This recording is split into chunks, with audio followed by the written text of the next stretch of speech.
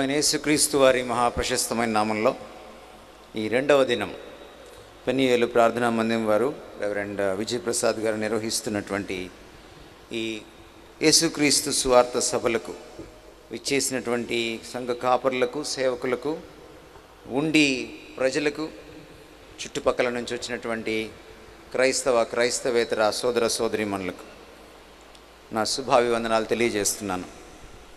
ఈరోజు మీ ముందు నిన్నట్లాగే నేను అద్భుతాలు చేయడానికి రాలేదని చెప్పాను, అద్భుతకరుణ్ణి పరిచయం చేయడానికి వచ్చానని చెప్పాను. అదే పని నేను కొనసాగిస్తున్నాను. చాలాసార్లు మన జీవితాల్లో సందిగ్ధాలు ఏర్పడతాయి. ఎటుపోవలో తోచని పరిస్థితి, ఒక ఖచ్చితమైనటువంటి అవగాహన ఏర్పడదు. గమ్యం తెలియక అగమ్య గోచరంగా ఉంటాం. అది మన భవిష్యత్తు కావచ్చు, అది వివాహం కావచ్చు, ఇంకేదైనా కావచ్చు. మానవ జీవితంలో ఇది సహజం. ఇంగ్లీష్లో దాన్ని వీఆర్ ఎట్ క్రాస్ రోడ్స్ అంటాం. 4 రోడ్లు కలిసే కూడలిని చౌరస్తా క్రాస్ రోడ్స్ అంటాం. అక్కడ నించున్నప్పుడు ఎటుపోవాలో అర్థం కానప్పుడు కొత్త ఊర్లో ఎలా ఉంటుందో జీవితం కూడా అలాగే ఉంటుంది. చాలాసార్లు అటువంటి కూడలి వచ్చినప్పుడు ఆ జంక్షన్లో నిలబడి మనం అడుగుతుంటాం పక్కన వాళ్ళని, పలానా ఊరు వెళ్ళాలంటే, పలానా దగ్గరికి వెళ్ళాలంటే ఎటు వెళ్ళాలి అని. అలా అడుక్కుంటూ వెళ్తాం, గమ్యాన్ని చేరడానికి ప్రయత్నం చేస్తాం. జీవితం కూడా అలాంటిదే, అనేకమైన సందిగ్ధాలు. అయితే సందిగ్ధాలు అన్నింటికంటే మించిన కొన్ని సందిగ్ధాలని, చాలా ప్రాముఖ్యమైన సందిగ్ధాలు, అవి పటాపంచలు చేసుకోకపోతే ఈ జీవితమే కాదు, రాబోయే జీవితం కూడా దుర్భరంగా తయారవుతుంది. అటువంటి సందిగ్ధాలని ఈరోజు నేను మీ ముందుకు తీసుకురావాలని ఇష్టపడుతున్నాను. ఇంగ్లీష్లో డైలమా అంటాం. సందిగ్ధం నెంబర్ 1, డైలమా నెంబర్ 1, దేవుని గురించిన సందిగ్ధం. The dilemma about God.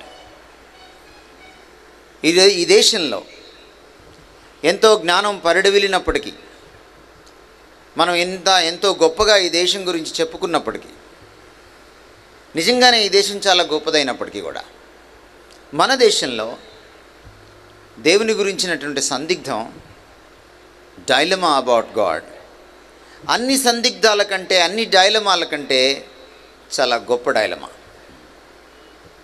బహుశా మన దేశంలో దేని గురించి కూడా ఇంత డైలమా లేదు, ఇంత సందిగ్ధం లేదు. అందుకనే మనము ప్రపంచంలోకి వెళ్ళి మన దేశంలో తిరుగుతూ నలుదిశలా లేక అష్టదిక్కులా మీరు చూస్తే మీకు అనేకమైన దైవ రూపాలు కనపడతాయి. దేవుడు ఒక్కడా, అనేక మందా? అదొక డైలమా. నన్ను చాలామంది అడిగారు, ముఖ్యంగా హైందవ సోదరులు, దేవుళ్ళు ఎంతమంది? ఒక్కళ్ళ లేక చాలామందా? నేను వాళ్ళకి సర్వసాధారణంగా చెప్పే మాట ఏమిటంటే, మనం సృష్టించుకున్నవాడు లేకపోతే మనం సృష్టించుకున్న దేవుళ్ళు అనేకం, మనల్ని సృష్టించిన వాడు మాత్రం ఒకడే. We have a dilemma today. దేవుడు ఒక్కడా, అనేకమా? అందుకనే చాలామంది యేసుక్రీస్తు గురించి చెప్పిన తర్వాత ఇతర దేవుళ్ళ గురించి ఏం మాట్లాడకపోయినా సరే, చాలా సందర్భాల్లో నా దగ్గరికి వచ్చి వాళ్ళు అడిగే ప్రశ్న ఏమిటంటే, మీరు చెప్తున్నట్టు యేసే దేవుడైతే మరి పలానా దేవుడు దేవుడు కాదా, పలానా దేవుడు దేవుడు కాదా అని అడుగుతుంటారు. అది మీరు నిర్ణయించుకోవాలని చెప్తాను నేను వాళ్ళకి. ఎందుకంటే దేవుడు ఒక్కడే అయినప్పుడు ఆ దేవుడు ఎవరో చెప్పాక, దేవుడు ఎవరు ఇంతమంది మధ్యలో అనేది తెలుసుకోవాల్సింది సత్యాన్వేషే, మనం కాదు చెప్పాల్సింది. ఎందుకు వచ్చింది ఆ ప్రశ్న? దేవుడి గురించి అంతసేపు మాట్లాడిన తర్వాత మరి అలాగైతే ఎక్స్ దేవుడు కాదా, వై దేవుడు కాదా, జెడ్ దేవుడు కాదా అన్న ప్రశ్న ఎందుకు వచ్చిందంటే ఇంకా డైలమా పోలా. మనసులో ఎక్కడో దేవుళ్ళు చాలామంది అన్నటువంటి భావన, విశ్వాసం. చాలామందికి మరొక డైలమా, దేవుడు భౌతికమా లేక భౌతికేతరమైనవాడా? ఈ పదార్థ ప్రపంచంలో ఉంటాడా దేవుడు? చాలామందికి దేవుడు భౌతికమైనవాడు. ఓ పక్కన పరమాత్మ అంటూనే భౌతికమైన రూపేణ, భౌతికమైన వస్తు రూపేణ, భౌతికమైన రూపాలు కల్పించి ఆయన్ని పూజిస్తూ ఉంటారు. ఈరోజు వాళ్ళని మీరు అడిగితే వాళ్ళకి ఖచ్చితమైన సమాచారం వాళ్ళ దగ్గర లేదు. ఏమో పెద్దలు చెప్పారు, మేము చేస్తున్నాం అంతే. సందిగ్ధం, దేవుడి గురించిన సందిగ్ధం. ఒక్క మన దేశంలోనే కాదు, అనేకమైన దేశాల్లో, ఈరోజు మానవ ప్రపంచంలో చాలామంది దేవుణ్ణి మనిషి అనుకుంటారు. అందుకనే మనుషుల్ని దేవుళ్ళని చేస్తుంటారు. ఆడియో రిలీజ్ ఫంక్షన్ అప్పుడు సినిమా వాళ్ళు ఇలా చెప్తుంటారు, ప్రేక్షక దేవుళ్ళు అంటుంటారు. లేకపోతే మీరు సినిమా చూడరు, అందుకని మిమ్మల్ని దేవుళ్ళని చేస్తారు. ఏ ఈనాడు పత్రికో, సాక్షి పత్రికో, లేకపోతే ఇంకేదో స్వాతి పత్రికో వాళ్ళు అప్పుడప్పుడు తమ పాఠకులకి ఏదైనా తాయిలాలు ఇచ్చేటప్పుడు, పాఠకుల్ని పొగిడేటప్పుడు, ముఖ్యంగా స్వాతి పత్రికలో పాఠక దేవుళ్ళు అంటారు. లేకపోతే మీరు పత్రిక కొనరు, అందుకని మిమ్మల్ని దేవుళ్ళు అంటారు. బస్ స్టాండ్లో పాపం యాచన చేస్తున్న ఒక ఆవిడ, పెద్ద ఆవిడ, ఎవరూ సరిగా డబ్బులు ఇవ్వకపోతే మీరు 100 రూపాయలు నోటు ఇచ్చారనుకోండి, వెంటనే మిమ్మల్ని దేవుడిని చేస్తుంది. 2 చేతులు ఒక దగ్గర పెట్టి దేవుడివి బాబు అంటుంది. ఎవరు దేవుడు? దేవుడు అవ్వడం అంత సులభమా? 100 రూపాయలకే దేవుడు అయిపోతావా? లేకపోతే ఒక ప్రత్యేకమైన రంగు వస్త్రం వేసుకుని, ఓ ప్రత్యేకంగా నువ్వు దాన్ని నీ దేహానికి చుట్టుకొని కాసేపు ధ్యానంలో ఉంటే నువ్వు దేవుడు అయిపోతావా? There is a dilemma today in India, in the world. Who is God? దేవుని గురించినటువంటి సందిగ్ధం ఈరోజు మన దేశంలోనూ ప్రపంచంలోనూ ఉంది. అందుకని చాలామంది నేనే దేవుణ్ణి అని చెప్పుకుంటున్నారు, లేక నేను దేవుణ్ణి చూపిస్తానని చెప్పుకుంటున్నారు. కొంతమందికి మనిషే దేవుడు, కొంతమందికి ఇతర జీవులు దేవుళ్ళు, కొంతమందికి 2 జీవుల్ని కలిపితే దేవుళ్ళు. అందుకనే మనిషిని అహం బ్రహ్మస్మి అన్నారు. కానీ మనిషిని దేవుణ్ణి చేసినటువంటి ఈ ఫిలాసఫీ ఈరోజు సమాజంలో ఉన్నటువంటి రుగ్మతలకు జవాబు చెప్పలేదు. ఒక సత్యం పరీక్షకు నిలబడాలి. అహం బ్రహ్మస్మి అన్న స్టేట్మెంట్ సత్యమైతే, అంటే మనిషే దేవుడు అన్న స్టేట్మెంట్ సత్యమైతే, ఈ ప్రశ్నలకు జవాబు దొరకాలి, చెప్పాలి. దేవుడికి మతిమరుపు ఉంటుందా? మీరు చెప్పాలి. దేవుడికి మతిమరుపు ఉంటే ఆయన దేవుడు అవుతాడా? మనం నిన్న చూసాం, దేవుడు జ్ఞానంలో ఉన్నతుడు, అనంతుడు. సర్వజ్ఞానం, అనంత జ్ఞానం ఉన్నవాడికి మతిమరుపు ఎక్కడుంటుంది? దేవుడు, నువ్వు దేవుడట, నేను దేవుడట, కానీ మనం దేవుడమని మర్చిపోయామట. ధ్యానం చేస్తే, యోగా చేస్తే మనలో ఉన్న దేవుణ్ణి మనమే తెలుసుకుంటామట. అదేమిటి? దేవుడు తాను మర్చిపోతాడా తాను దేవుడిని అన్న సంగతి? ఇంకో గురువుగారు వచ్చి నాకు చెప్పాలా నేను దేవుడిని అన్న సంగతి? అంటే ఆయన ఎవరు మరి? ఆయన దేవుడి కంటే గొప్పవాడా? ఈ ప్రపంచంలో దేవుడి కంటే గొప్పవాడు, ఈ విశ్వంలో దేవుడి కంటే గొప్పవాడు ఉంటాడా? ఉంటే ఆయనే దేవుడు అనొచ్చుగా, ఈయన ఎందుకు అండం? దేవుడు అంటేనే అందరికంటే ఉన్నతుడు. అది దేవుడి డెఫినేషన్. ఏ మతం అడిగినా చెప్తుంది. దేవుడికే తాను దేవుడిని మర్చిపోతే గుర్తు చేసేటువంటి గురువు ఆయన ఎవరు మరి? నేను కళ్ళు మూసుకొని ధ్యానం చేస్తే నేను దేవుడిని తెలుసుకుంటానా? ఎంత అసంబద్ధమైన ఐడియా ఇది. రెండో ప్రశ్న, అహం బ్రహ్మస్మి అన్నది సత్యమైతే, అంటే మనిషే దేవుడు అన్నది సత్యమైతే, ఈరోజు నేరాలు ఘోరాలకు కారణం ఎవరు? చంపుతున్నది ఎవరు? రేప్ చేస్తున్నది ఎవరు? దోచుకుంటున్నది ఎవరు? నల్లధనాన్ని కూడబెట్టుకుంటున్నది ఎవరు? మోసం చేస్తున్నది ఎవరు? అబద్ధాలు ఆడుతున్నది ఎవరు? భార్యకు తెలియకుండా సెటప్పులు పెట్టేది ఎవరు?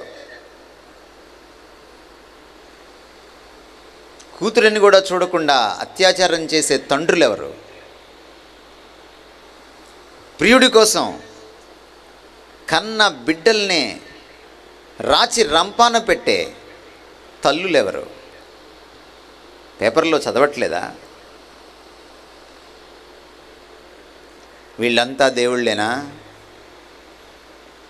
అహం బ్రహ్మస్మి అనేవాళ్ళు జవాబు చెప్పాల్సినటువంటి విషయాలు ఇవి. నడి రోడ్డు మీద నరికేస్తున్నారే, వాళ్ళెవరు? అప్పుడప్పుడు మన కాలు ఎవరికైనా తగిలితే దేవుడికి కాలు తగిలిందని లెంపలేసుకుంటాం కదా.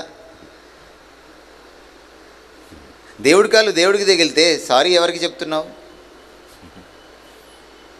అప్పుడప్పుడు నీ కాలు నీకే తగిలి తట్టుకొని పడతావు, ఎవరికి సారీ చెప్తావు? ఆయన దేవుడే, నేను దేవుడే, ఇద్దరూ దేవుళ్ళు అయినప్పుడు ఎవరికి సారీ చెప్పాలి? దేవుడి కాలు దేవుడికి తగిలితే తప్పే ఉంది, మరి సారీ ఎందుకు చెప్పాలి? అంటే చెప్పినోడు మనిషి, చెప్పించుకున్నోడు దేవుడా? ఎవరు దేవుడు? మనం చేసే ప్రతి పనిలో ఈ డైలమా కనపడుతుంది. భగవంతుని గురించిన డైలమా ఈరోజు మన దేశంలో ఉంది. అన్ని ప్రశ్నల కంటే సర్వోత్తమమైన ప్రశ్న, కీలకమైన ప్రశ్న దేవుడెవరు అన్న ప్రశ్న. దేవుని గురించిన సందిగ్ధం మిగిలిన విషయాల్లోని సందిగ్ధానికి, కన్ఫ్యూజన్కి, డైలమాకి దారితీస్తుంది. ఈరోజు అనేకమైన విషయాలు మనం కన్ఫ్యూజ్ అవ్వడానికి కారణం ఏమిటి?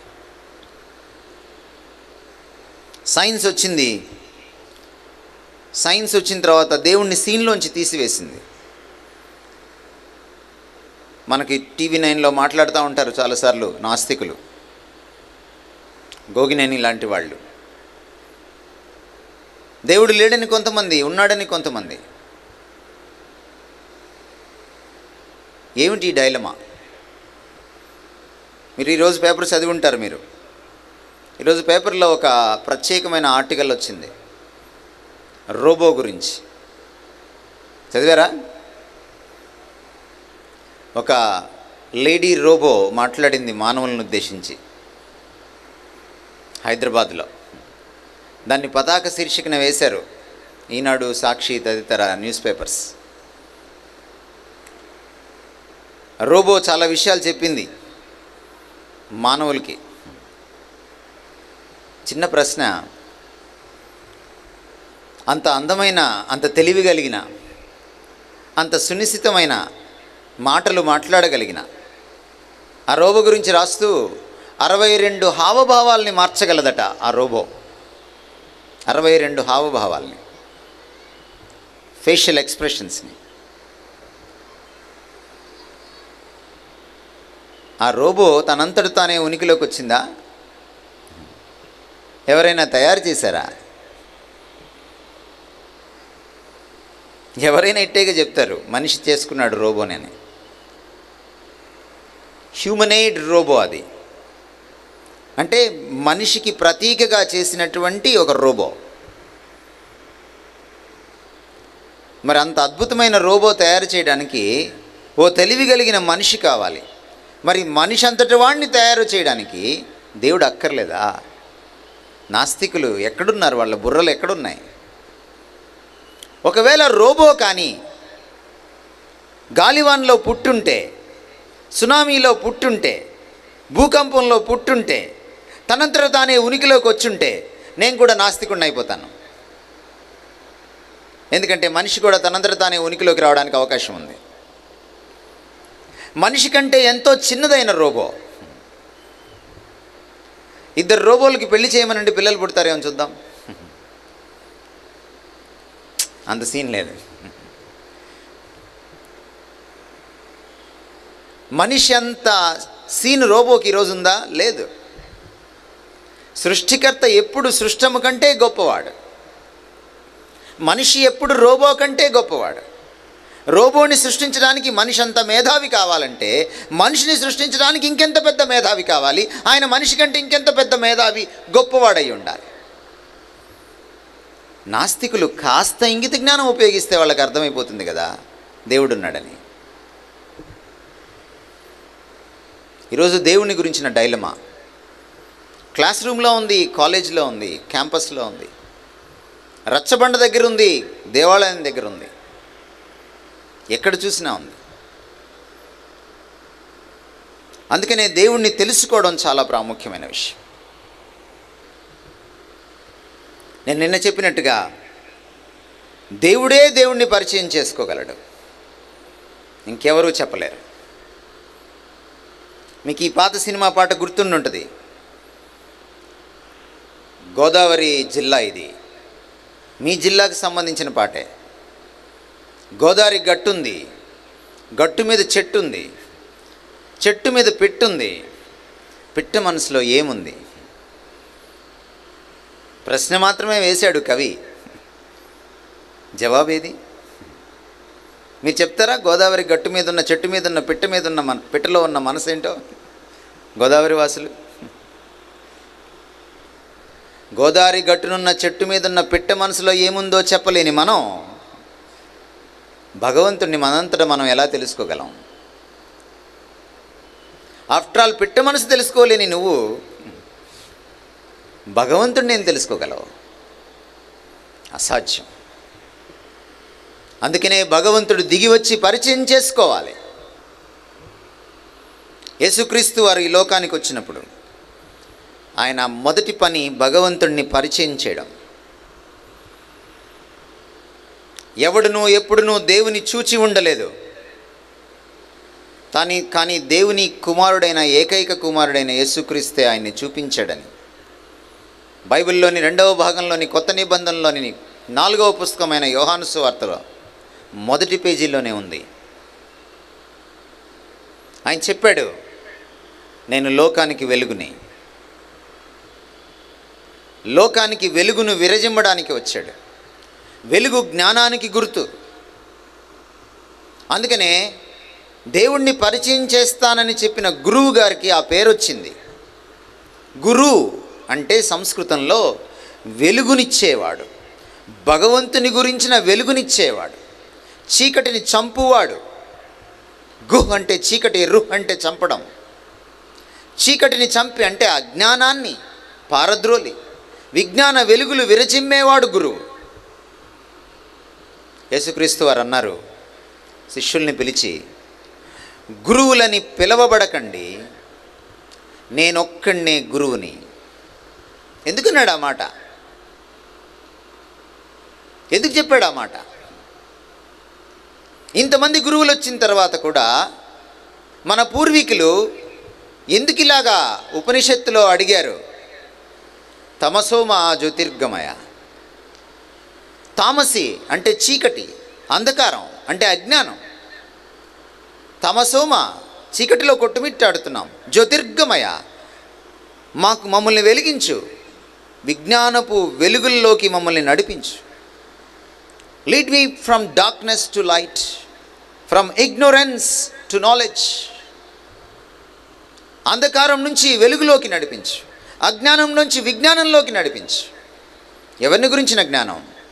భగవత్ జ్ఞానం. ఇన్ని 100 మంది గురువులు వచ్చాక ఎందుకని క్వశ్చన్ మార్క్? ఇంకా వెలుగులోకి నడిపించమని అడుగుతున్నారు. ఆ ఉపనిషత్తులోని ఆ మాటకు, ఆ ప్రార్థనలోని ఆ 2వ లైన్కు ఏమైనా జవాబు దొరికిందా? యేసుక్రీస్తు వారు పరిచయం చేసుకున్నారు. అందుకనే నేను లోకమునకు వెలుగుని. దేవుడు అన్న మాట వ్యుత్పత్తార్థంలోకి మీరు తెలుగులో వెళ్ళి చూస్తే వెలుగు అన్న మాట నుంచి పుట్టింది. వెలుగు జ్ఞానానికి గుర్తు. భగవద్జ్ఞానం ఎప్పుడైతే ఉంటుందో, భగవంతుని గురించిన సందిగ్ధం ఎప్పుడైతే తొలగిపోతుందో, అనేక రకాలైన సందిగ్ధాలు, అజ్ఞానాలు తొలగిపోతాయి, కన్ఫ్యూజన్స్ వెళ్ళిపోతాయి, క్లారిటీ వస్తుంది జీవితంలో. ఈరోజు మనకు తెలుసు మన జీవితంలో క్లారిటీ లేదని. సినిమాల్లో విలన్లు కూడా చెప్తున్నారు జీవితం అన్నాక కొంచెం క్లారిటీ ఉండాలని. కానీ ఉందా క్లారిటీ? లేదు. పక్కింటోడు డాక్టర్ అయితే నువ్వు డాక్టర్ అవుతావు, ఎదిరింటోడు ఇంజనీర్ అయితే నువ్వు ఇంజనీర్ అవుతావు, వాడు పారాయణలో చేరితే నువ్వు కూడా పారాయణలో చేరుతావు, వాడు ఫ్రీ చైతన్యంలో చేరితే నువ్వు కూడా ఫ్రీ చైతన్యంలో చేరుతావు. క్లారిటీ లేదు, కాపీయే. దేవుని గురించిన క్లారిటీ వచ్చినప్పుడు మనిషికి అన్ని విషయాల్లో క్లారిటీ వస్తుంది. దేవుని గురించిన సందిగ్ధం, కన్ఫ్యూజన్ తొలగిపోయినప్పుడు మనిషికి అన్ని రకాల సందిగ్ధాలు, కన్ఫ్యూజన్స్ తొలగిపోతాయి. జీకే చెస్టర్టన్ అనేటువంటి ఒక ఇంగ్లీష్ మేధావి దేవుడి గురించి ఒక అద్భుతమైన మాట చెప్తాడు. సూర్యుడితో పోల్చి చెప్తాడు. మనం సూర్యుడిని ప్రత్యక్షంగా చూడలేం, కానీ సూర్యుడు లేకుండా దేన్ని చూడలేం. పగలుండదు ఇక్కడ సూర్యుడు లేకపోతే. ఇలానే ఉంటుంది. కరెంటు పోయిందంటే మళ్ళీ భయంకరమైన చీకటి. మనం సూర్యుడిని ప్రత్యక్షంగా చూడలేం, కానీ సూర్యుడు లేకుండా దేన్ని చూడలేం అని చెప్పి ఆయన అంటాడు 3వ లైన్లో, మనం దేవుణ్ణి ప్రత్యక్షంగా చూడలేం, కానీ దేవుణ్ణి తెలుసుకోకుండా దేన్ని సరిగా తెలుసుకోలేమంటాడు. నిన్ను నువ్వు తెలుసుకోవాలన్నా, ప్రపంచాన్ని తెలుసుకోవాలన్నా, జీవితాన్ని అర్థం చేసుకోవాలన్నా, భవిష్యత్తు నీకు అర్థం కావాలన్నా, ఈరోజు దేవుడి గురించి మొదట నీకు అర్థం కావాలి. అందుకని యేసుక్రీస్తు వారు వచ్చారు. తాను వెలుగు అని చెప్పుకున్నారు. కేవలం చెప్పుకోవడమే కాదు, ఆయన చూపించాడు. ఈరోజుకి ఆయన లాంటి వ్యక్తిత్వం ఈ ప్రపంచంలో ఎవరికీ లేదు, ఎవరికీ లేదు. ఈ మధ్యకాలంలో ఓ సర్వే జరిగింది. గత 1000 సంవత్సరాల్లో, సహస్రాబ్దిలో 1000 సంవత్సరాల్లో ప్రపంచాన్ని అత్యంత ప్రభావితం చేసినటువంటి వ్యక్తి ఎవరు, ఫిగర్ ఎవరు అని చూస్తే చాలామందిని తీసుకున్నారు. ఈ 1000 సంవత్సరాల్లో 1000 సంవత్సరాల్లో చాలామంది మహానుభావులు పుట్టారు, పోయారు. చాలామంది సైంటిస్టులు పుట్టారు, చాలామంది గురువులు, మహాత్ములు పుట్టారు, గొప్ప గొప్ప వాళ్ళు పుట్టిపోయారు. ప్రపంచమంతా సర్వే చేస్తే క్రైస్తవులు కాదు చేసింది సర్వే, క్రైస్తవేతరులు. తేలింది ఏమిటంటే ఈ సహస్రాబ్దిని, పోయిన సహస్రాబ్ది కూడా కాదు, ఈ సహస్రాబ్దిని కూడా, ఎందుకంటే ఆయన పోయిన సహస్రాబ్ది మొదట్లోనే పోయాడు, వెళ్ళిపోయాడు. ఈ మరణాన్ని గెలిచి పైకి లేచి పరలోకానికి ఎక్కిపోయాడు. ఎక్కిపోయి 2000 సంవత్సరాలు అయిన తర్వాత కూడా ఈ 1000 ఏళ్లని ఎవరు అత్యంత ప్రభావితం చేశారంటే నెంబర్ 1 జీసస్ క్రైస్ట్ అని తేలింది. ఎందుకని ఆ వ్యక్తిత్వం అలాంటిది. దేవుడే వచ్చి మనిషిగా మన మధ్య సంచరించినప్పుడు, నడిచే దేవుడిగా మన మధ్య ఉన్నప్పుడు ఆయన అద్భుతమైనటువంటి వ్యక్తిత్వాన్ని ప్రదర్శించాడు. ఆయన జ్ఞానం చూసి పండితులు అబ్బురపడ్డారు. మీరు లూకాసు వార్త 2వ అధ్యాయం చదివితే ఆయన ప్రజ్ఞకు వారు విస్మయముందిరని ఉంటుంది. ఆయన జ్ఞానం చూసి, ఆయన జ్ఞానపు మాటలు చూసి అరెస్టు వారెంట్ తీసుకెళ్లిన పోలీసు వాళ్ళు అరెస్టు చేయకుండా భయపడి వెనక్కి వచ్చేశారు. ఎందుకయ్యా అరెస్ట్ చేయలేదు, నీ చేతిలో అధికారం ఉంది కదా అంటే, ఆయన మాట్లాడినట్టు ఎవరు మాట్లాడలేదు అన్నాడు పోలీస్ ఆఫీసర్. పోలీసుల్ని భయపెట్టిన వ్యక్తిత్వం. ఆయన మాట్లాడితే పెద్ద పెద్ద మత గురువులు వాళ్ళకి ఎదురు మాట్లాడడానికి లేకుండా అయిపోయింది. మహాపండితులు, జ్ఞానంలో దిట్ట, అద్భుతమైన వ్యక్తిత్వం. ఆయన ఒక పక్కన నీచమైన వాళ్ళతో, నిమ్నజాతి వాళ్ళతో, పాపులతో, పతితలతో, వేశ్యలతో మధ్యలోకి వెళ్ళి కుష్ఠరోగుల్ని సైతం స్పృశిస్తూ వారి మధ్య ఆయన సంచరించిన ఏమాత్రం మలినం అంటుకోనివాడు, ఏమాత్రం పాప పంకిలం కానివాడు, ఏ కోశానా పాపమెరుగనివాడు. అద్భుతమైన వ్యక్తిత్వం. బోధకులంతా ఒక ఎత్తు, ఈయన ఒక ఎత్తు. మత గురువులంతా ఒక ఎత్తు, ఈ గురువు ఒక ఎత్తు. మనుషులంతా ఒక ఎత్తు, ఈ మనిషి ఒక ఎత్తు. ప్రవక్తలంతా ఒక ఎత్తు, ఈ ప్రవక్త ఒక ఎత్తు. ఈరోజు కొంతమంది ఆయన్ని కేవలం ప్రవక్తగానే చూపించాలనుకుంటున్నారు. ఎవరైతే ప్రవక్తగానే చూపించాలనుకుంటున్నారో, యేసు ప్రవక్తనా దేవుడా అని ఈరోజు డిబేట్లు పెడుతున్నారు. దానికి డిబేట్ ఏం అక్కర్లా, చాలా సింపుల్ ప్రశ్నలు అడుగుతాం మేము, మీరు జవాబు చెప్తే చాలు. మీరు చెప్తున్నటువంటి గొప్ప ప్రవక్తకి ఈ ప్రవక్తకున్న లక్షణాలు ఉన్నాయా? బైబిల్లో కానీ ఖురాన్లో కానీ ఈ రెండింటిని మీరు ఏది తీసుకున్నా సరే, ఏ ప్రవక్త అయినా మరణాన్ని గెలిచాడా? చెప్పండి. ఏ ప్రవక్త అయినా ఈయన లాంటి వ్యక్తిత్వం ఉందా? ఏ ప్రవక్త అయినా కన్యకకు జన్మించాడా? ఏ ప్రవక్త గురించైనా హోలీ, పవిత్రుడు అన్నమాట ఉందా ఖురాన్లో? ఏ ప్రవక్త గురించైనా కలామల్లా అని ఉందా ఖురాన్లో? అంటే దేవుని వాక్కు అని ఉందా? ఏ ప్రవక్త గురించైనా రుహల్లా అంటే దేవుని ఆత్మ, పరమాత్మ అని ఉందా? లేదు. ఈ ఒక్కడి గురించే ఉంది. మీ పుస్తకం ప్రకారం కూడా మీ ప్రవక్తలందరికంటే ఉత్తముడిన.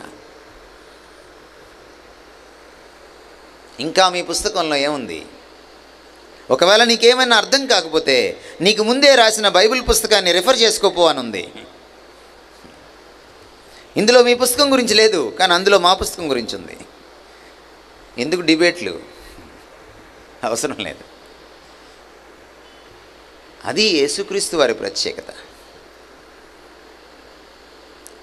మీరు మన శాస్త్రాలన్నీ చదివితే భగవంతుడి గురించినటువంటి అద్భుతమైన లక్షణాలు, పాజిటివ్ క్వాలిటీస్ ఇంకా ఏ అవతార పురుషుల్లోనైనా ఉన్నాయా?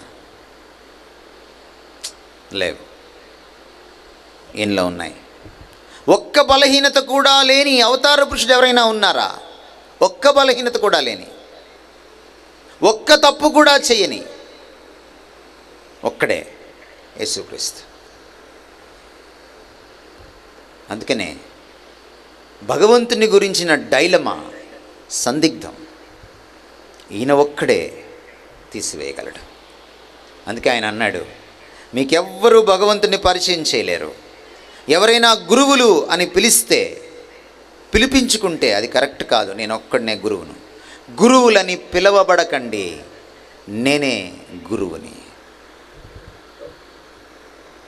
డాక్టర్ సర్వేపల్లి రాధాకృష్ణన్ బైబిల్ చదివాడు, భగవద్గీత చదివాడు, వేదాలు చదివాడు, పురాణాలు చదివాడు, భాగవతం చదివాడు, భారతీయ శాస్త్రాలని ఔపోసన పట్టాడు.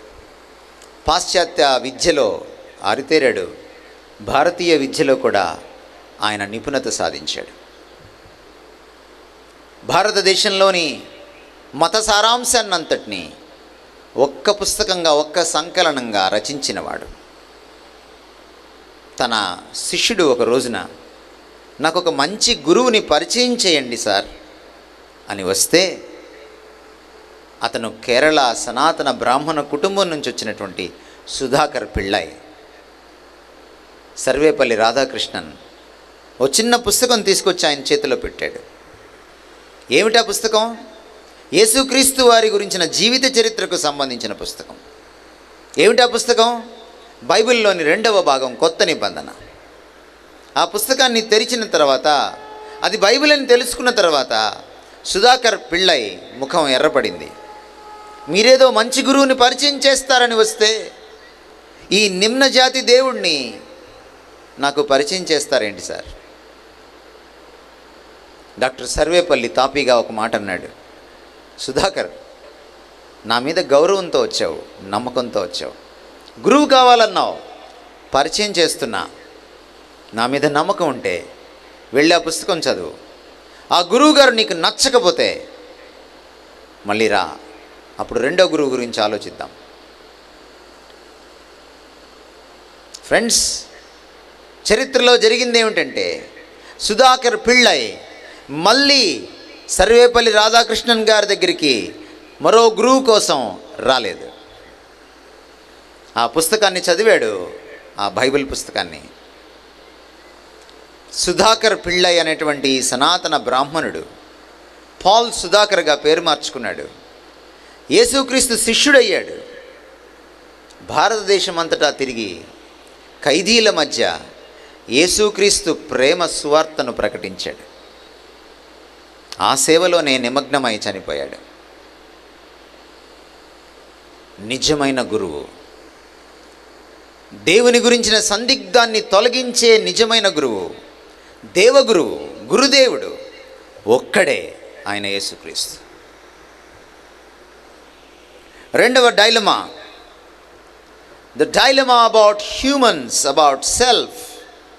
ఆత్మ గురించినటువంటి డైలమా, నన్ను గురించిన, మనల్ని గురించిన డైలమా, మనిషిని గురించిన సందిగ్ధం. ఎవరు మనిషి? ఎవరి మనిషి? ఈరోజు మనిషి గురించి చాలామంది చాలా విషయాలు చెప్తున్నారు. సైన్స్ వచ్చి మనిషిని యానిమల్ అంది, మరొక ఆయన వచ్చి మనిషిని మాలిక్యూల్ అన్నాడు, ఒకడు జంతువు అంటే ఇంకోడు పరమాణు అన్నాడు. ఎవరి మనిషి? ఎందుకు మనిషిలో ఈ ప్రత్యేకత? ప్రపంచంలోని ఏ జీవిలో లేని ప్రత్యేకత ఈ మనిషిలోకి ఎందుకు వచ్చింది? ఒకవేళ మనిషి కోతి నుంచి వచ్చుంటే, మనం ఇంత డెవలప్ అయ్యే నాటికి, అంటే మనం రాకెట్ కనుక్కుండే స్థాయికి వెళ్ళాం. చంద్రమండలంలోకి వెళ్ళిపోగలిగినటువంటి రాకెట్ని కనుక్కోగలిగిన స్థాయికి, అంగారకుడి మీదకి పాత్ ఫైండర్ని పంపించగలిగేటువంటి స్థాయికి ఎదిగితే కనీసం ఓ సైకిల్ అన్నా కనుక్కోగలగాలి కదా కోతి ఈ పాటికి. సైకిల్ వద్దులేండి, మన చిన్న పిల్లలు అట్టపెట్టెలతోటి ఓ చిన్న లారీనో కారునో చేసి దానికి ఓ తాడు కట్టి ఇంట్లో తిప్పుతూ ఉంటారు చిన్నప్పుడే. కనీసం అట్లా ఎప్పుడైనా ఒక కోతి ఒక అట్ట కారో, ఒక అట్ట సైకిలో, ఓ అట్ట మోటార్ సైకిలో, ఓ అట్ట ఆటో రిక్షానో చేసినట్టు మీరు చూసారా?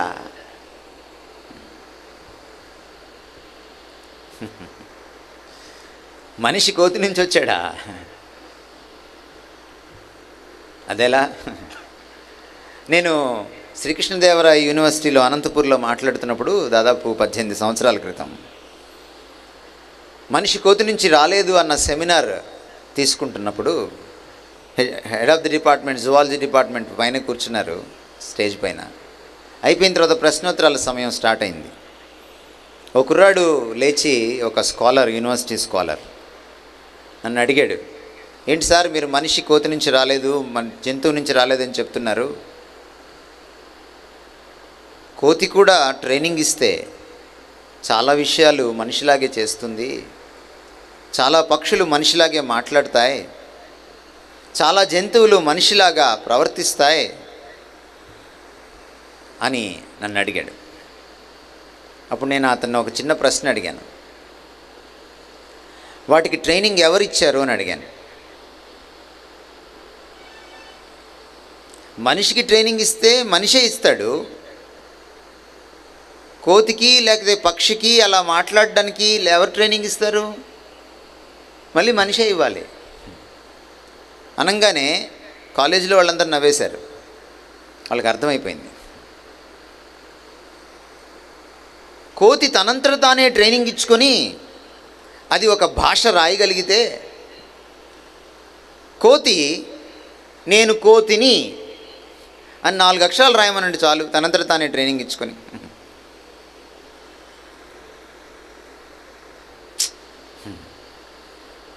ఈ మధ్య అడవిలో ఓ పెద్ద అద్దం పెట్టి ప్రయోగం చేశారు. కోతి ఎలా ప్రవర్తిస్తుంది, జింక ఎలా ప్రవర్తిస్తుంది, అడవి దున్న ఎలా ప్రవర్తిస్తుంది, ఒక చిరుత ఎలా ప్రవర్తిస్తుంది, ఒక సింహం ఎలా ప్రవర్తిస్తుందని అన్నీ ఒకలాగే ప్రవర్తించాయి. ఒకదానికి కూడా అది అర్థం అని తెలియదు.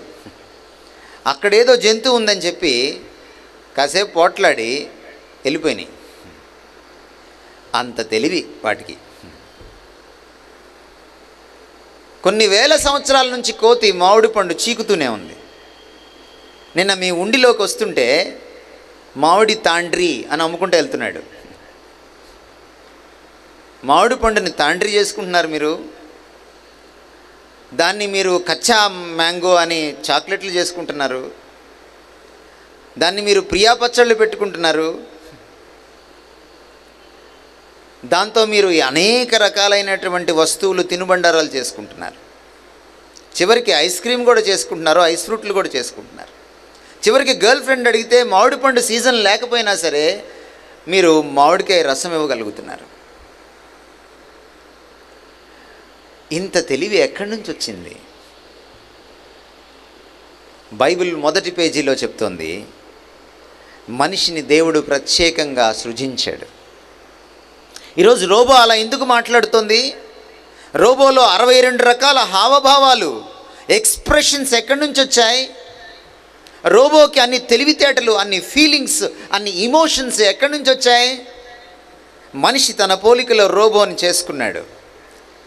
అందుకనే రోబో మనిషి పోలికలో కనపడుతోంది. మనిషి ప్రదర్శించినటువంటి ఆ సామర్థ్యాల్ని ప్రదర్శిస్తోంది. దేవుడు కూడా మనిషిని తన పోలికలో చేసుకున్నాడు.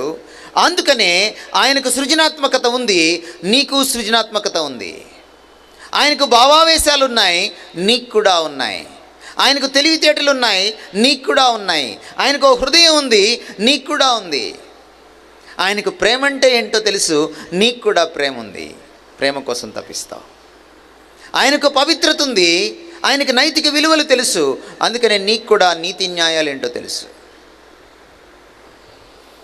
అందుకనే ప్రపంచంలోని ఏ జీవి ఇన్ని వేల సంవత్సరాలుగా ఎక్కడ వేసిన గొంగలి అక్కడిలాగే ఉంది. No development. ఒక్క జీవిలో ఈరోజు డెవలప్మెంట్. మీరు ఆంథ్రోపాలజీ చదవండి, జువాలజీ చదవండి, 2 పక్క పక్కన పెట్టుకొని చదవండి. ఆంథ్రోపాలజీ పుస్తకాన్ని ఎడం చేతిలో, జువాలజీ పుస్తకాన్ని కుడి చేతిలో పెట్టుకొని చదవండి. జువాలజీ కొన్ని వేల సంవత్సరాల నుంచి ఒక్కలాగే ఉంది. No development. కానీ ఆంథ్రోపాలజీ మనిషి గురించిన శాస్త్రం, మానవ శాస్త్రం. మనిషి ఎంతగానో డెవలప్ అయ్యాడు. లాంగ్వేజ్లో, కమ్యూనికేషన్ స్కిల్స్లో, టెక్నాలజీలో, సైన్స్లో, సంబంధ బాంధవ్యాల్లో, సంస్కృతిలో, అనేకమైన విషయాల్లో. ఒకటే కారణం, ఈ ప్రపంచంలో పెద్ద పెద్ద మేధావులు మనుషుల గురించి అనేకమైన విషయాలు చెప్పారు. ఉదాహరణకి Seneca man is a social animal అన్నాడు. మనిషికి సంబంధం గురించినటువంటి తపన ఉంది. మనిషి సంబంధం కోసం తపిస్తాడు.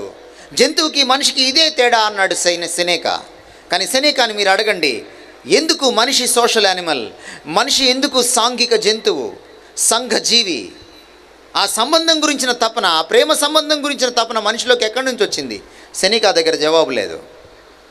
బైబిల్లోకి రండి, జవాబు ఉంది.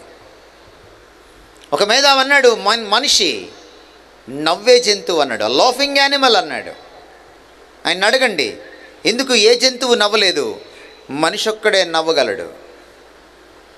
పాపం రాజశేఖర రెడ్డి గారు చెప్పారు, నవ్వడం ఒక యోగం, నవ్వించడం ఒక భోగం, నవ్వకపోవడం ఒక రోగం అని. నవ్వడం ఎంత అద్భుతమైన విషయం. ఏ జంతువు చేయలేని పని నువ్వు నేను చేయగలుగుతున్నాం. ఎక్కడి నుంచి వచ్చింది? బైబిల్ మీరు చదవండి. దేవుడు నవ్వుచున్నాడని కీర్తనల గ్రంథం 2వ అధ్యాయంలో ఉంది. దేవుడు నవ్వగలడు, నువ్వు నవ్వగలవు, నేను నవ్వగలను. ఎందుకంటే ఆయన పోలికలో మనల్ని సృజించాడు. కానీ మీరు ఆ సైంటిస్ట్ని, సదరు సైంటిస్ట్ని అడిగి చూడండి, why man is a laughing animal, ఎందుకు నవ్వగలడు? చెప్పలేడు. నేను గమనించాను, నేను కనుక్కున్నాను ఇది అంటాడంతే. ఎందుకు మనిషి ఒక్కడే నవ్వగలడు? చెప్పలేడు.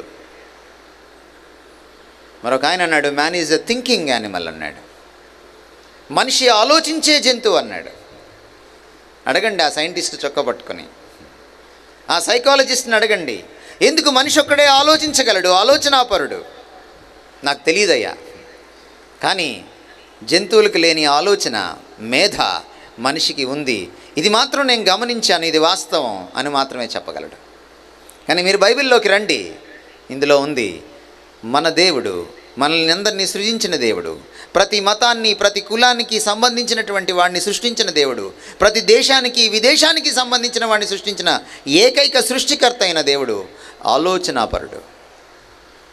అందుకనే మనం ఆలోచనాపరులం. మనిషిని గురించిన డైలమా బైబిల్ దగ్గరకు వచ్చినప్పుడు తొలగిపోతుంది. ఈరోజు మానవ సమాజంలో ఎందుకు ఇన్ని సమస్యలు వచ్చాయి మీరు ఎప్పుడైనా ఆలోచించారా? ఈరోజు మనకు అనేకమైనటువంటి రోగాలు ఉన్నాయి. కేవలం క్యాన్సరో, లేకపోతే ఎయిడ్సో, లేకపోతే టైఫాయిడో, లేకపోతే హెపటైటిస్ బినో కాదు. మన సామాజిక రోగాలు చాలా ఉన్నాయి మనకి. ఈరోజు కులం అనే రోగం ఉంది మనకి. ఎవరిని చొక్కా పట్టుకుంటే వాళ్ళ కులాన్ని నిరూపించుకునే పరిస్థితి లేదు. తహసీల్దార్ దగ్గర నుంచి సర్టిఫికెట్ తెచ్చుకోవడం తప్ప మన కుల మూలాలు ఎవ్వరికీ తెలియదు. అసలు అది ఉంటేగా తెలియడానికి. ఎవరి కులం వారికి గొప్ప. కులం అనే పెద్ద రోగం వల్ల భారతదేశం వెనకపడిందని, ఆధునిక భారతదేశం వెనకబడడానికి ఇది ఒక ప్రధాన కారణమని క్రైస్తవులు మాత్రం అనలా. స్వామి వివేకానంద వారు అన్నారు. The complete works of Swami Vivekananda volume 5 5వ సంపుటి మీరు చదవండి. అందులో ఆయన చెప్పిన మాట ఇది. భారతదేశం వెనకబడడానికి ఒక ప్రధాన కారణం కులం. ఎవడు తీసేస్తాడు ఈ రోగాన్ని? మీరు ప్రతి ఆగస్టు 15 రోజున, జనవరి 26 రోజున జెండా ముందు నిలబడి సెల్యూట్ కొట్టే అబద్ధం చెప్తారు. ఏమిటా అబద్ధం? భారతదేశం నా మాతృభూమి, నేను నా దేశంను ప్రేమించుచున్నాను. నిజంగానా? భారతీయులందరూ నా సహోదరులు. అదే రోజు సాయంత్రం మీ అమ్మాయికి పెళ్లి చూపులైతే వేరే కులం వాడికి మీ అమ్మాయికి పెళ్లి చూపులు జరగవు. మీ అమ్మాయి క్లాస్మేట్ వచ్చి ఇంకొక కులం వాడు మీ అమ్మాయిని నేను ఇష్టపడుతున్నాను అని అంటే మీ అమ్మాయి చేతినివ్వవు. ఆ ఉదయమే చెప్తావు జెండా ముందు, భారతీయులందరూ నా సోదరులని. ఈ దేశంలో దేశభక్తి ఎక్కడి నుంచి వస్తుంది? దేశభక్తిని చంపేటువంటి విషయం కాదా కులం? ఈ దేశంలో ధనిక పేద తేడా లేదా? ఈ దేశంలో డబ్బున్నోడికి ఒకటి, డబ్బు లేనివాడికి ఒకటి లేదా? ఈ మధ్య జేసుదాస్ గారు మాట్లాడుతుంటే యూట్యూబ్లో నేను విన్నాను. ఆయన ఇంకా కెరియర్ పూర్తిగా ఆయన పరిడ వెళ్ళకముందు, ఆయన ఖ్యాతిలోకి రాకముందు వాళ్ళ అమ్మగారికి బాగలేకుండా అయిందట. మీకు తెలుసు, గాన గంధర్వుడు కేజే జేసుదాస్. 8,000 బిల్లు అయింది, హాస్పిటల్ బిల్లు. 8,000 అక్కడ పెడితేనే ఆపరేషన్ అన్నారు, చికిత్స చేస్తామన్నారు. ఆ విషయం ఆయన తలుచుకొని మళ్ళీ ఇంకో మాట చెప్పాడు. కొన్ని సంవత్సరాలు అయినాక మళ్ళీ హాస్పిటల్కి వెళ్ళాల్సి వచ్చింది. ఈసారి బిల్లు 40,000. 40,000 బిల్లు చూసి జేసస్ గారిని చూసి, పర్లేదు సార్ మీరు తర్వాత ఇవ్వండి అన్నారట. ఆయన అంటాడు, ఒకప్పుడు 8,000 బిల్లు అయితే డబ్బులు అక్కడ పెడితేనే ట్రీట్మెంట్ అన్నారు. ఇప్పుడు 40,000 బిల్లు అయితే మీరు ఇవ్వకపోయినా పర్లేదు సార్ తర్వాత ఇవ్వండి అంటున్నారు. ఓ పేదవాడిని చూసే విధానం ఎంత తేడా. ఈ రుగ్మతులు ఎలా పోతాయి? మన దేశంలో భర్త చచ్చిపోతే భార్య ఎప్పటికీ తలనీలాలు తీసుకుని తెల్ల చీర కట్టుకొని కూర్చోవాల్సిందే, ఇంట్లో అందరికీ ఊడిగం చేయాల్సిందే. కానీ భార్య చచ్చిపోతే భర్తకు వెంటనే పెళ్ళి. కాదంటారా? ఎప్పుడైనా మీరు విన్నారా? సతీ సహగమనం విన్నారు కానీ పతి సహగమనం విన్నారా?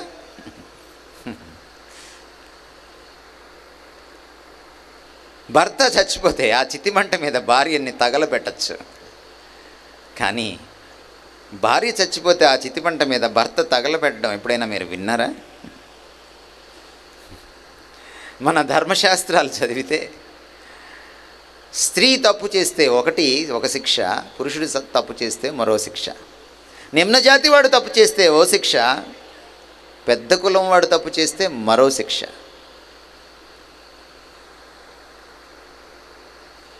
శుక్రాచార్యుడి నీతి విన్నారా? వారిజాక్షులందు వైవాహికములందు జకిత గోకులాగ్ర జన్మరక్షణమందు ప్రాణవిత్త మానభంగమందు బొంకవచ్చు, అబద్ధం ఆడవచ్చు, నగముడొందడదిప నవ్వుల పాలవడు. ఏమి అగ్రకులాల వాళ్ళ ప్రాణాన్ని రక్షించేటప్పుడు మాత్రమేనా అబద్ధం ఆడవచ్చు? మరి మిగిలిన కులాల సంగతి ఏమిటి? వివక్ష కనపడుతుందా? చకిత గోకులాగ్ర జన్మరక్షణమందు, గోవుల్ని చంపితే కూడా ఆ సమయంలో కూడా అబద్ధాలు ఆడచ్చు.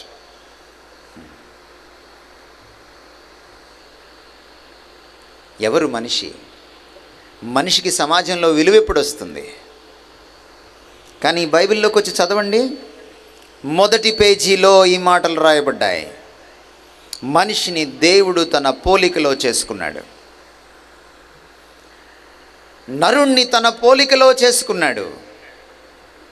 ఆదికాండము 1వ అధ్యాయము 1వ పేజీ 26వ వచనము. ఆ నరుణ్ణి స్త్రీనిగాను పురుషునిగాను తన పోలికలో చేసుకున్నాడు. అంటే స్త్రీని పురుషుణ్ణి సమానంగా తన పోలికలో చేసుకున్నాడు. అపోస్తల కార్యాలు 17వ అధ్యాయము 26వ వచనం మీరు చదివితే, 27వ వచనం మీరు చదివితే మీకు ఈ మాటలు కనపడతాయి. ఒక్క మనుష్యుని నుంచి సమస్త జాతి వారిని ఆయన సృజించాడు. అందరికీ పితామహుడు ఒక్కడే, ఆదాము. భారతీయుడైనా, శ్రీలంక వాడైనా, పాకిస్తాన్ వాడైనా, అమెరికా వాడైనా, చైనా వాడైనా అందరికీ ఆదామే తండ్రి.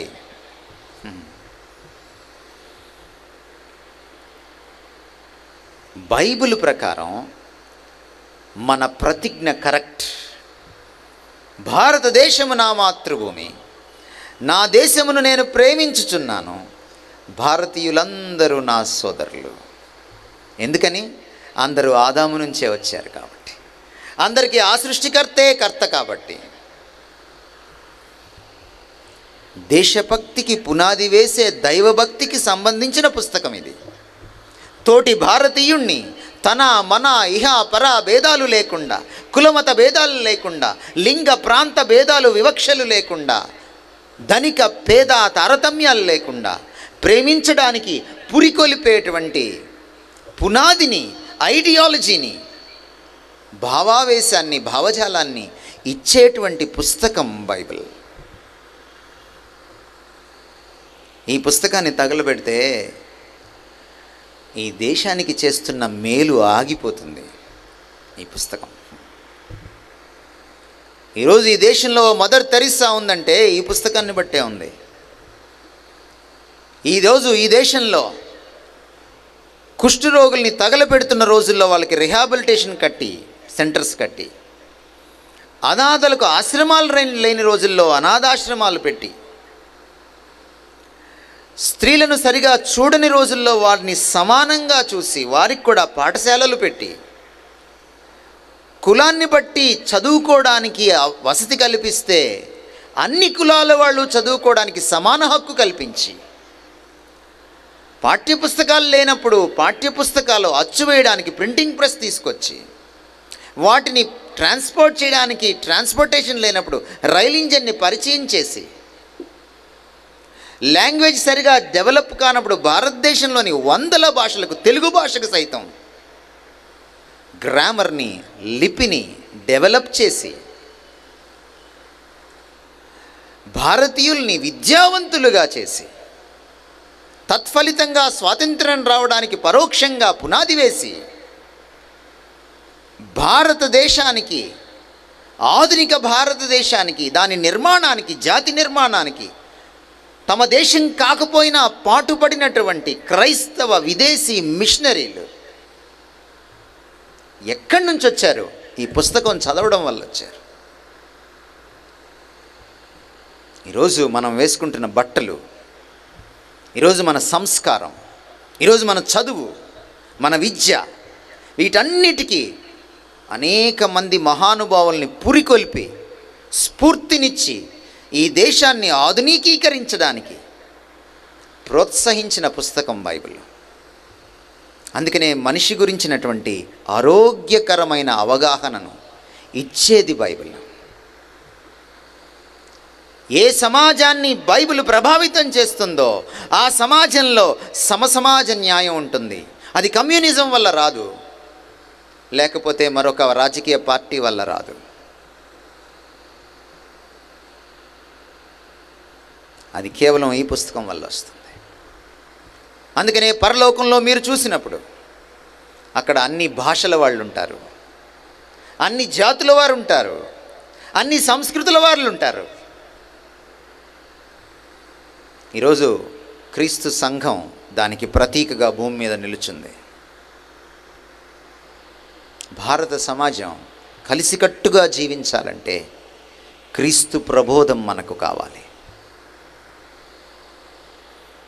ఎందుకు నా తోటి మనిషిని నేను ప్రేమించలేను? ఎందుకంటే అహంభావం, నేను గొప్ప. మీ ఊర్లో నేను నిన్నటి నుంచి తిరుగుతున్నాను, ఉండి నుంచి భీమవరంకి, భీమవరం నుంచి ఉండికి. మీ ఊర్లో నాకు విషయం కనపడింది, ఫ్లెక్సీల పిచ్చి కనపడింది.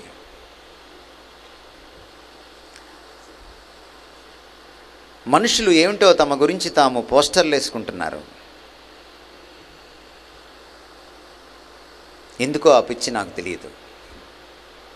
అది చూసి నేను చాలా నవ్వుకున్నాను, వీళ్ళు ఇంకా ఎదగాలనుకున్నాను. మనం చేసే పనులు మన ఘనత చెప్తాయి, మనం చెప్పుకోక్కర్లా, మనం పోజివ్వక్కర్లా. మన మంచితనం, మన మంచి పనులు, మన క్యారెక్టర్, సమాజానికి మనం చేసే మేలు, తోటి వాడిని, తోటి భారతీయుడిని మనం ప్రేమించే విధానం మనల్ని ఖ్యాతిలోకి తీసుకొస్తుంది. కందుకూరి వీరేశలింగం మనందరికీ గుర్తున్నాడు. పోస్టర్లో లేడు, ఫ్లెక్సీలో లేడు, 100 సంవత్సరాలు అయిన తర్వాత కూడా గుర్తుంటాడు. అందుకే మహాత్మా జ్యోతిబా పూలే మనకు గుర్తున్నాడు, 100 సంవత్సరాలు అయిన తర్వాత కూడా గుర్తుంటాడు. అందుకే ఎందుకని నేను గొప్ప అన్న ఈ ఫీలింగ్ నా గురించి నాకు తెలియక, నా గురించి నాకు తెలిస్తే నేను గొప్పోడిని కాదని అర్థమైపోతుంది. ఎంత గొప్పవాడైనా సరే బలహీనుడే ఏదో ఒక విషయంలో. అందుకనే బైబిల్ ఒక కోణమే చెప్పట్లా, మరొక కోణం కూడా చెప్తుంది. మనిషి అద్భుతమైన వాడు, దేవుని పోలిక, దేవుడు కాదు కానీ దేవుని పోలిక. చాలా తేడా ఉంది. కానీ ఆ మనిషి పాపం కూడా చేసి ఆ పోలికను పోగొట్టుకున్నాడు అని చెప్తోంది బైబిల్. బైబిల్ కుండబద్దలు కొట్టినట్టు మాట్లాడుతుంది. ఎవరిని మెప్పించడానికి రాయలేదు ఈ పుస్తకాన్ని, ఇది దేవుడు రాయించి ఇచ్చిన పుస్తకం. అందుకే నిర్మోహమాటంగా మాట్లాడుతుంది. ఈరోజు మనిషిలో అహం ఎగిసిపడ్డానికి కారణం ఏమిటంటే ఆ అహం పాపపంకిలమైపోయింది. అందుకనే స్వార్థం చోటు చేసుకుంది. యేసుక్రీస్తు సిలువలో చనిపోయినప్పుడు దేవుడే తన అహాన్ని సిలువలో పనంగా పెట్టి చూపించాడు.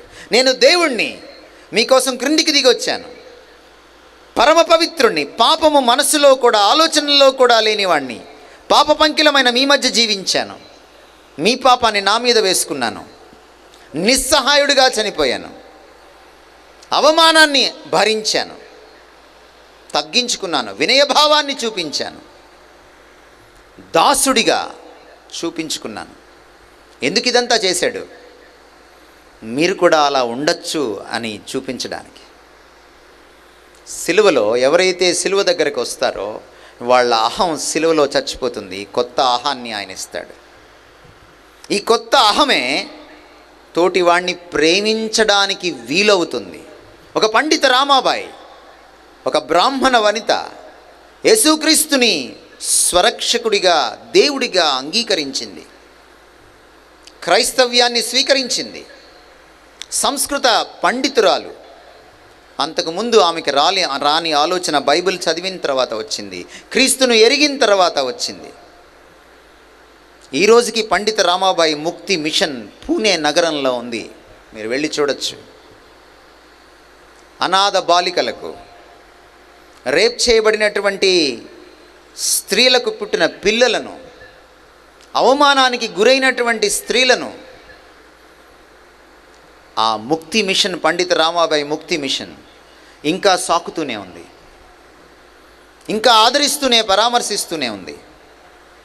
మొట్టమొదటి ఆడపిల్లల పాఠశాల ఆవిడే నిర్వహించింది. ఎందుకని? ఆ బ్రాహ్మణ అహం చచ్చిపోయింది, క్రీస్తు అహాన్ని పుణికిపుచ్చుకుంది, తోటి మనిషిని ప్రేమించడం నేర్చుకుంది. ఒక యుగోస్లావియా వనిత తను ఉద్యోగం చేసుకుంటే చక్కగా లక్షణంగా ఉండొచ్చు, కలకత్తా వీధుల్లో ఉద్యోగం మానేసి అనాథల కోసం, అన్నార్తుల కోసం, తన దేశస్థులు కాని వారి కోసం, అభాగ్యుల కోసం, పతితల కోసం, ఇంట్లోంచి వెళ్ళగొట్టబడిన వారి కోసం, రోడ్ల మీద పడుకొని పందికొక్కులు, ఎలుకలు వచ్చి ముక్కు చెవులు కొరికేస్తుంటే వాళ్ళ కోసం ఓ కేంద్రం పెట్టింది. విదేశీ డబ్బులు ఆశించలా. హిందుత్వ సోదరులారా, వింటున్నారా? విదేశీ డబ్బు ఆశించలేదు ఆవిడ. కలకత్తా నగర వీధుల్లో అడుక్కుంది, ముసుగు వేసుకుని, చీర కట్టుకుని అడుక్కుంది. నేను ఈ దేశంలో ఎవరిని మరొకరి కోసం అడుక్కుండే వాళ్ళని చూడలా. ఎవడైనా తన పొట్టకోటి కోసం అడుక్కుంటాడు, అమ్మ కోసం, నాన్న కోసం అడుక్కుంటాడు. తనకు ఏమాత్రం సంబంధం లేని వాళ్ళ కోసం అడుక్కుంది. ఒకసారి ఇలా అడుక్కుంటుంటే ఆమె ముఖం మీద ఉమ్మి ఊశారు. కారు అద్దం దించి ఒకడు. ఆమె మారు మాట్లాడలేదు. తన పవిట చెంగుతో ఆ ఉమ్మిని తుడుచుకొని మళ్ళీ పక్కకు వెళ్ళి యాచన చేస్తోంది. ఈ ప్రేమ, ఈ నిస్వార్థం ఏమైపోయింది? ఆమె అహం ఏమైపోయింది? ఆమె ఆత్మగౌరవం సిలువ దగ్గర పణంగా పెట్టింది. వాళ్ళ ఆత్మగౌరవం కోసం తన ఆత్మగౌరవాన్ని కలరాసుకునేటువంటి ప్రేమ. ఇదిగో ఈ పుస్తకం పరిచయం చేసింది, క్రీస్తు పరిచయం చేశాడు. అందుకనే క్రీస్తు సిలువ సామాజిక రుగ్మతల్ని బాగు చేస్తుంది, సామాజిక జబ్బుల్ని బాగు చేస్తుంది, సమాజంలో ఉన్న అసమానతను తొలగిస్తుంది. ఎందుకంటే నా అహాన్ని, నా ఆత్మను, పాపపంకిలమైన నా ఆత్మను, నిన్న నేను చెప్పాను, పాపపంకిలమైన అహాన్ని కడిగివేస్తుంది తన సిలువ రక్తంతో. మూడవ dilemma, the dilemma about morality. నీతి న్యాయాల గురించిన, నైతికత గురించినటువంటి సందిగ్ధం. మా చిన్నప్పుడు లంచం తీసుకుంటే, అవురా లంచం తీసుకున్నాడా, పోలీసులకు దొరికిపోయాడా అనేవాళ్ళు. ఈ రోజుల్లో లంచం తీసుకోకపోతే లంచం తీసుకోడా అంటున్నారు. అప్పుడు లంచం తీసుకోవడం బ్రేకింగ్ న్యూస్, ఇప్పుడు లంచం తీసుకోకపోతే బ్రేకింగ్ న్యూస్. మారిపోయింది. మా చిన్నప్పుడు అబ్బాయిలే అమ్మాయిలకి ప్రపోజ్ చేసేవాళ్ళు, అబ్బాయిలే అమ్మాయిల్ని చూసేవాళ్ళు.